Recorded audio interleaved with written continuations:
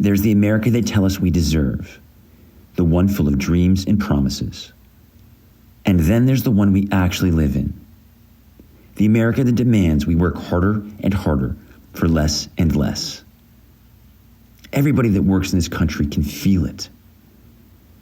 Over 50 million of us have chosen to resign rather than burn out. And all of America is watching what we'll do next. That makes us, together, the most powerful force in the whole country, right now. We secure a fairer shot for our families. We help businesses to do right by America's workers. Because that's what's good for everybody.